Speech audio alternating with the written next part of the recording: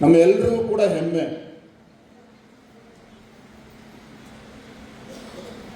ಹೆಮ್ಮೆ ಏನಕ್ಕಪ್ಪ ಅಂತ ಹೇಳಿದ್ರೆ, केशव उपाध्याय जी, आपको भी जानकारी दे रहा हूं, हमारे अभय पाटिल के क्षेत्र पूरा देश में एक नया रिकॉर्ड बनाया है। ये रिकॉर्ड पूरा विधानसभा क्षेत्र में BLA 2 जो है 100% महिला कार्यकर्ता को BLA 2 अपॉइंटमेंट किया है। पूरा देश में किसी प्रदेश में, किसी विधानसभा क्षेत्र में किसी को भी हिम्मत नहीं था, लेकिन हमारे अभय पाटिल जी ने पूरा 100% महिला कार्यकर्ता को BLA 2 अपॉइंट करके एक नया रिकॉर्ड किया। इसलिए और एक बार तालियां बजा के उसको अभय पाटिल जी को धन्यवाद देना चाहता हूं।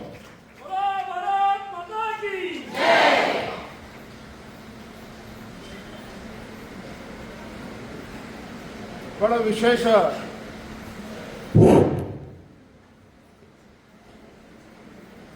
हम सबको बहुत गर्व की बात है, क्योंकि जो हमारा वित्त सचिव निर्मला सीतारमण जी अपने जो बजट प्रेजेंट किया है, 9th बजट, हम सबको गर्व इसलिए है, माननीय निर्मला सीतारमण जी कर्नाटक से लगातार राज्यसभा कर्नाटक को रिप्रेजेंट कर रहा है, इसलिए हमको भी, सभी कर्नाटक लोग की भी बहुत गर्व का महसूस हो रहा है।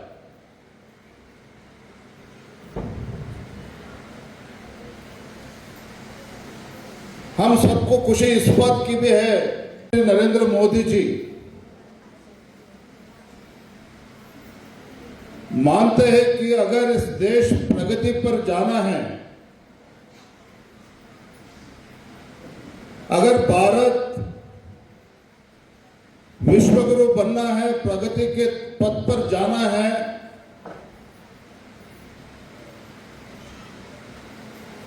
महिला का पूरा सपोर्ट चाहिए इस देश को आगे लेके जाने के लिए।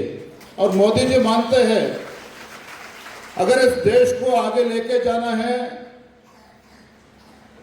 4 कैटेगरी लोगों को हम साथ में लेके जाना चाहिए। वो है इस देश के किसान, इस देश के गरीब, इस देश के युवा और इस देश के महिला। ಅತಿ ಹೆಚ್ಚು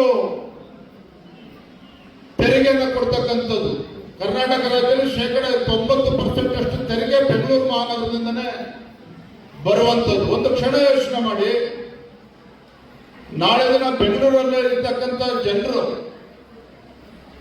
ನಾವು ಬೆಂಗಳೂರಿಗರು ಅತಿ ಹೆಚ್ಚು ತೆರಿಗೆಯನ್ನು ಕೊಡ್ತಕ್ಕಂಥದ್ದು, ಹಾಗಾಗಿ ತೆರಿಗೆಯಿಂದ ಬರ್ತಕ್ಕಂಥ ಹಣ ಏನಿದೆ ಸಂಪೂರ್ಣ ಅಭಿವೃದ್ಧಿ ಬೆಂಗಳೂರಲ್ಲೇ ಆಗಬೇಕು ಅಂತೇಳಿ, ನಮ್ಮ ತೆರಿಗೆ ನಮ್ಮ ಹಕ್ಕು ಅಂತೇಳಿ ಅವರು ಪ್ರೊಟೆಸ್ಟ್ ಮಾಡ್ತಾ ಕೂತ್ಕೊಂಡ್ರೆ ಈ ರಾಜ್ಯದ ಮುಖ್ಯಮಂತ್ರಿಗಳು, ಹಣಕಾಸು ಸಚಿವರು ಎಲ್ಲಿಗೆ ಹೋಗ್ತಾರೆ? ಬೆಂಗಳೂರು ಜನ ತೆರಿಗೆ ಕೊಡ್ತಾ ಇದ್ದಾರೆ ಅಂತೇಳಿ ಬೆಳಗಾವಿನಲ್ಲಿ ಅಭಿವೃದ್ಧಿ ಮಾಡೋದಿಲ್ಲ ಅಂತ ಹೇಳಕ್ಕಾಗುತ್ತಾ? ಬೆಂಗಳೂರಲ್ಲಿ ಅತಿ ಹೆಚ್ಚು ತೆರಿಗೆ ಕೊಡ್ತಾರೆ ಅಂತ ಹೇಳಿ ಗುಲ್ಬರ್ಗ, ರಾಯಚೂರು, ಕೊಪ್ಪಳದಲ್ಲಿ ಅಭಿವೃದ್ಧಿ ಕೆಲಸ ಮಾಡೋ ದುಡ್ಡು ಕೊಡೋದಿಲ್ಲ ಅಂತ ಹೇಳಕ್ಕಾಗುತ್ತಾ ರಾಜ್ಯದ ಮುಖ್ಯಮಂತ್ರಿಗಳು? ಹಾಗೇನೆ ದೇಶದ ವ್ಯವಸ್ಥೆಯಲ್ಲೂ ಕೂಡ ಕರ್ನಾಟಕ ಇರ್ಬೋದು, ಮಹಾರಾಷ್ಟ್ರ ಇರ್ಬೋದು, ಅತಿ ಹೆಚ್ಚು ತೆರಿಗೆಯನ್ನು ಕೊಡ್ತಾರೆ. ಆ ತೆರಿಗೆ ಮುಖೇನ ದೇಶದಲ್ಲಿರ್ತಕ್ಕಂಥ ಇತರ ರಾಜ್ಯಗಳು, ಹಿಂದೆ ಉಳಿದಿರ್ತಕ್ಕಂಥ ರಾಜ್ಯಗಳು ಅವರಿಗೆ ಶಕ್ತಿಯನ್ನು ತುಂಬುವಂತ ಕೆಲಸ ಮಾಡಬೇಕಾಗಿರ್ತಕ್ಕಂಥದ್ದು ಪ್ರಧಾನಮಂತ್ರಿಗಳ ಕರ್ತವ್ಯ ಕೂಡ ಹೌದು, ಹಣಕಾಸು ಸಚಿವ ಕರ್ತವ್ಯ ಕೂಡ ಹೌದು. ಹಾಗಾಗಿ ಹಣ ಅಲ್ಲಿ ಉಪಯೋಗ ಆಗುತ್ತೆ ಹೊರತು, ಹೇಗೆ UPA ಸರ್ಕಾರದಲ್ಲಿದ್ದಾಗ ತೆರಿಗೆ ಹಣವನ್ನ ಲೂಟಿ ಮಾಡಿ, ಸ್ಕ್ಯಾಮ್ಗಳು ಮಾಡಿ, 2G ಸ್ಕ್ಯಾಮು, ಕೋಲ್ ಸ್ಕ್ಯಾಮು, ನಮಗೆ ಹೆಮ್ಮೆ ಅನಿಸ್ತದೆ ಒಂದು ವೇಳೆ ಕಳೆದ 12 ವರ್ಷ ನರೇಂದ್ರ ಮೋದಿಜಿ ಅವರ ಅಧಿಕಾರದ ಅವಧಿಯಲ್ಲಿ ಯಾವುದೇ ಒಂದು ಭ್ರಷ್ಟಾಚಾರಕ್ಕೆ ನರೇಂದ್ರ ಮೋದಿಜಿ ಅವರು ಅವಕಾಶವನ್ನು ಕೊಟ್ಟಿಲ್ಲ. ಒಂದು ಭ್ರಷ್ಟಾಚಾರ ರಹಿತ ಆಡಳಿತ ನೀಡ್ತಾ ಇದ್ದಾರೆ. ನಾವು ಪ್ರತಿಯೊಬ್ಬರು ಕೂಡ ಹೆಮ್ಮೆ ಪಡುವಂತ ಮಾಡ್ತಾರೆ ಅನ್ನೋದನ್ನ ಭಾರತ ಇವತ್ತು ಅಭಿವೃದ್ಧಿಯ ಪಥದಲ್ಲಿ ಸಾಗಬೇಕು. ನೋಡಿ, ಯಾವ ಭಾರತ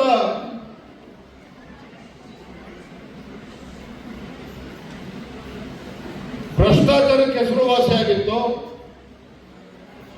ಯಾವ ಭಾರತದಲ್ಲಿ ಇವತ್ತು ಹಗರಣಗಳ ಮುಖೇನ ಅಭಿವೃದ್ಧಿ ಕೆಲಸಗಳು ಇಲ್ಲದೇನೆ ದೇಶ ಪರದಾಡ್ತಾ ಇತ್ತು, ಅಂತ ದೇಶ ಇವತ್ತು ನರೇಂದ್ರ ಮೋದಿಜಿಯವರ ಉತ್ತಮ ಯೋಜನೆಗಳ ಪರಿಣಾಮವಾಗಿ, ಉತ್ತಮ ಒಂದು ಆರ್ಥಿಕ ನೀತಿಯ ಪರಿಣಾಮವಾಗಿ ಯಾವ ಭಾರತ ನರೇಂದ್ರ ಮೋದಿಜಿಯವರು ಬರುವ ಮುಂಚಿತವಾಗಿ 10, 11, 12ನೇ ಸ್ಥಾನದಲ್ಲಿತ್ತು. ಆದರೆ ಇವತ್ತು ಇಡೀ ಜಗತ್ತಿನಲ್ಲಿ ಇವತ್ತು ಭಾರತ 4ನೇ ದೊಡ್ಡ ಒಂದು ಆರ್ಥಿಕ ಶಕ್ತಿಯಾಗಿ ಹೊರಹೊಮ್ಮಿದೆ ಅಂತ ಹೇಳಿದ್ರೆ ಅದು ನರೇಂದ್ರ ಮೋದಿಜಿಯವರ ಸಾಧನೆ ಅನ್ನೋದನ್ನ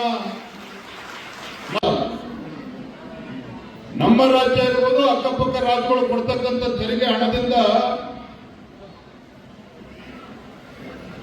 ತಮಗೆ ಗೊತ್ತಿಲ್ಲ ಇವತ್ತು ಡಿಫೆನ್ಸ್ ಸೆಕ್ಟರ್ಗೆ ಬಜೆಟ್ನಲ್ಲಿ ಸುಮಾರು 7.8 ಲಕ್ಷ ಕೋಟಿ ಹೈಯೆಸ್ಟ್ ಎವರ್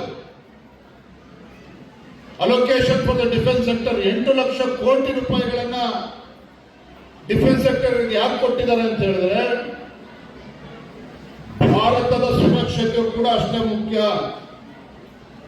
ಭಾರತ ಅಭಿವೃದ್ಧಿಯ ಪಥದಲ್ಲಿ ಸಾಗ್ತಕ್ಕಂಥದ್ದು ಒಂದ್ ಕಡೆ ಆದ್ರೆ ಭಾರತದ ಸುರಕ್ಷತೆಯು ಕೂಡ ಅಷ್ಟೇ ಗಮನವನ್ನು ಕೊಡಬೇಕಾದ್ರೆ ಅಕ್ಕಪಕ್ಕ ಒಂದು ಕಡೆ ಪಾಕಿಸ್ತಾನ, ಒಂದ್ ಕಡೆ ಯಾವ್ಯಾವ ದೇಶಗಳಿದೆ ತಮಗೆಲ್ಲ ಗೊತ್ತಿದೆ.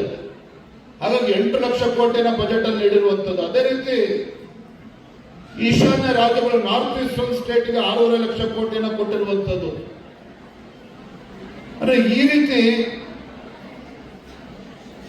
ನರೇಂದ್ರ ಮೋದಿ ಸರ್ಕಾರ ದೇಶದಲ್ಲಿರ್ತಕ್ಕಂಥ ಬಡವರಿರೋದು ಮಧ್ಯಮ ವರ್ಗದವ್ರಿಗೆ ಏನ್ ಕೊಟ್ಟಿದ್ದಾರೆ ಅಂತೇಳಿ ಇವತ್ತು ಕಾಂಗ್ರೆಸ್ ಟೀಕೆ ಮಾಡ್ತಾರೆ. ನಮ್ಗೆ ಮರ್ತೋಗಿದೆ, ಕಳೆದ ಬಜೆಟ್ ನಲ್ಲೇನೆ ನರೇಂದ್ರ ಮೋದಿಜಿ ಬಿಜೆಪಿ ನೇತೃತ್ವದ NDA ಸರ್ಕಾರ ಮಧ್ಯಮ ವರ್ಗದ ಜನರಿಗೆ ಅನುಕೂಲ ಆಗಬೇಕು ಅಂತೇಳಿ 12 ಲಕ್ಷ ರೂಪಾಯಿ ತನಕ ಯಾರು ಕೂಡ ಟ್ಯಾಕ್ಸ್ ಕಟ್ಟತಕ್ಕಂತ ಅವಶ್ಯಕತೆ ಮೇಲೆ ಇವತ್ತು ನಮ್ಮ ದೇಶದಲ್ಲಿ ಇದು ನರೇಂದ್ರ ಮೋದಿಜಿಯವರು ತೆಗೆದುಕೊಂಡಿರ್ತಕ್ಕಂಥದ್ದು ಅತ್ಯುತ್ತಮವಾಗಿರ್ತಕ್ಕಂಥ ತೀರ್ಮಾನ. ಕೆಟ್ಟದ ಇದು ಕರ್ನಾಟಕದಾಗ ತೋರಿಸಿದೆ ಗೊತ್ತದ. ಯಾಕಂದ್ರೆ ಕರ್ನಾಟಕದ ಕಾಂಗ್ರೆಸ್ ಪೂರ್ಣ ಮುಗಿದು ಹೋಗ್ತದೆ. ತಪ್ಪೋ ಒಪ್ಪೋ ನಾರಿಗೆ ಒಂದು ಆಶಯ ತೋರಿಸಿ ಕಾಂಗ್ರೆಸ್ದವರು ಇವತ್ತು ಈ ಕರ್ನಾಟಕಕ್ಕೆ ಅಧಿಕಾರಕ್ಕೆ ಬಂದದ್ದು ನೀವು ನಿಮ್ದಾದ ಬಹಳಷ್ಟು ಮಾಡಬೇಕು ಅಂತ ನನ್ನ ಅಭಿಪ್ರಾಯ. ಅಂದ್ರೆ ನಾರಿ ಮುಡಿದರೆ ಏನು ಬೇಕಾದ್ರೂ ಮಾಡ್ಬೋದು. ಆ ದೇಶದೊಳಗೆ ನಮ್ಮ ಅರ್ಥ ಮಂತ್ರಿಗಳಾದ ನಿರ್ಮಲಾ ಸೀತಾರಾಮನ್ ನಂಗಂತ 8ನೇ ಸಲ ಬಜೆಟ್ ಅವ್ರು ಪ್ರೆಸೆಂಟ್ ಮಾಡೋದು ಒಬ್ಬರು ನಾರಿ, ಇದು ಬಹಳ ಮುಖ್ಯ. ಅದಕ್ಕೆ ನಾನು ಹೆಚ್ಚು ಸಮಯ ಮಾತಾಡಲಿಲ್ಲ. ನಮ್ಮ ಕಳಕಳಿ ವಿನಂತಿ ಅಷ್ಟೇ, ಬಹಳಷ್ಟು ಕಾರ್ಯಕರ್ತರು 29ರಲ್ಲಿ ಮಹಿಳೆ ರಿಸರ್ವೇಶನ್ ಬರೋದು 100ಕ್ಕೆ 100 ಸಿದ್ಧ. ಅದರೊಳಗೆ ಯಾರು ನಂಬರ್ ಇರ್ತದೆ, ಯಾಕಂದ್ರೆ ಯಾರು ಕೆಲಸ ಮಾಡ್ತಾರೆ ಅವ್ರಿಗೆ ಸಿಗ್ತದೆ. ಇಲ್ಲಿ ಮೊದಲಿನ ವಶೀಲಿ ದೊಡ್ಡ ಶ್ರೀಮಂತ ಜಾತಿ ಬಂತ ನೋಡಲ್ಲ. ಈಗ ಯಾರು ಮಹಿಳೆ ಪಕ್ಷದಲ್ಲಿ ಕೆಲಸ ಮಾಡಿದ್ದಾರೆ ಅದರೊಳಗೆ ಒಂದು ಹಿಂದೂ ನಂಬರ್ ಹತ್ಬೋದು, ಇಲ್ಲಂತಲ್ಲ. ಅದಕ್ಕೆ ಈ ಬರೋ ಇಲೆಕ್ಷನ್ ಬಹಳ ಮಹತ್ವದ ಇಲೆಕ್ಷನ್ ಅದ. ನಾರಿ ಶಕ್ತಿ ಮತ್ತೊಮ್ಮೆ ಭಾರತೀಯ ಜನತಾ ಪಕ್ಷದಲ್ಲಿ ಉಳಿದ್ರೆ ಈ ದೇಶದೊಳಗ ಈ ರಾಜ್ಯದೊಳಗ ನಮ್ಮ ಪಕ್ಷ ಆಡಳಿತ ಬರ್ತಂತ ಹೇಳಲಿಕ್ಕೆ ಬಯಸಿ, ಇವತ್ತೇನು ಪ್ರಶಸ್ತಿ ಸಿಕ್ಕದ ಅದು ಬೆಳಗಾವಿ ಜಿಲ್ಲೆಯ ಎಲ್ಲ ನಾಗರಿಕರಿಗೆ ಹೋಗ್ತದಂತ ನನ್ನ ಅಭಿಪ್ರಾಯ. ಯಾಕಂದ್ರೆ ನೀವೆಲ್ಲ ಸರಿಯಾಗಿ ನನಗೆ ಆಶೀರ್ವಾದ ಮಾಡಿದ್ರಿ, ಯಾವಾಗ ನಿಮ್ಮಲ್ಲೇ ಉಳಿದ್ರಿ. ಅದಕ್ಕೆ ಇವತ್ತು ಸರ್ಕಾರದವರು ಮಾನ್ಯ ಮೋದಿಯವರು ನಾನು ಗುರುತಿಸಿ ಪ್ರಶಸ್ತಿ ಕೊಟ್ಟದ್ದು ನನಗೆಲ್ಲ ಖುಷಿ ತಂದದ. ಆ ಕಾರ್ಯಕ್ರಮ ಇದರಲ್ಲಿ ಕಾರ್ಯಕ್ರಮ ಮಾಡಿದ್ದ ಅಭಯ್ ಪಾಟೀಲ ಏನೇನೋ ಹೇಳಿದ, ಇಲ್ಲೇ ನಾರಿ ಶಕ್ತಿ, ನಿಮ್ಮ ನಾರಿ ಶಕ್ತಿಯಿಂದ ನೀನು ಸತ್ಕಾರ ತಗೊಳ್ಬೇಕಂತ ಹೇಳಿದ್ರು. ನಾನು ಬಂದೆ. ಅದಕ್ಕೆ ತಮಗೆಲ್ಲರಿಗೂ ನನ್ನ ವಂದನೆಗಳು, ನಮಸ್ಕಾರ, ಜೈ ಹಿಂದ್.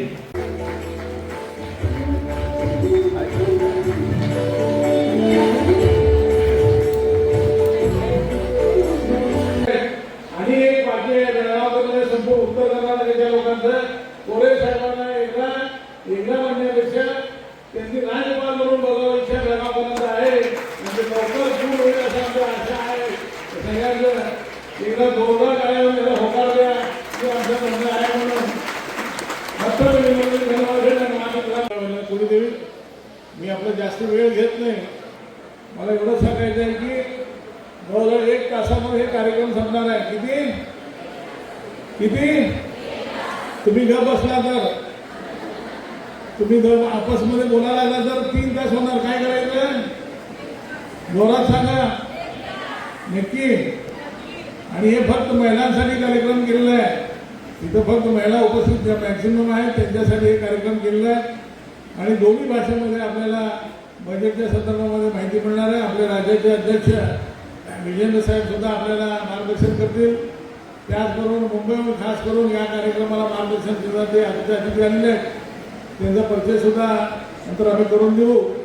त्यांनी मुंबईहून गोव्याहून इकडे आलेले आहेत. ते सुद्धा मार्गदर्शन करतील. आणि कोळे साहेबांचा सत्कार आज फक्त बेळगाव दक्षिणच्या एक सांकेतिक कार्यक्रमामध्ये व्हायला लागला आहे. येत्या 15 दिवसामध्ये आम्ही निर्णय घेणार आहोत.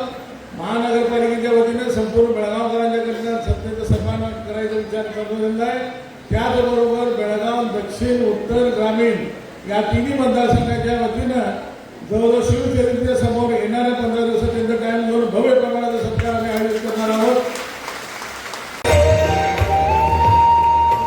ಉತ್ತರ ಮಂಡಲ ಬಿಜೆಪಿ ಅಧ್ಯಕ್ಷರಾದ ಶ್ರೀ ವಿಜಯ್ ಕೊಡಗನೂರ್ ಸರ್ ಅವರಿಗೆ ಶ್ರೀಮತಿ ಸುಷ್ಮಾ ಸಂಕಣ್ಣವರವರು ಶಾಲು ಹೊದಿಸಿ ಸತ್ಕಾರ ಮಾಡಬೇಕಾಗಿ ವಿನಂತಿ. ಅದೇ ರೀತಿ ರಾಜ್ಯ ಅಧ್ಯಕ್ಷರಾದ ಶ್ರೀ ಬಿ.ವೈ. ವಿಜೇಂದ್ರ ಸರ್ ಅವರಿಗೆ ಶ್ರೀಮತಿ ಮಂಜುಳಾ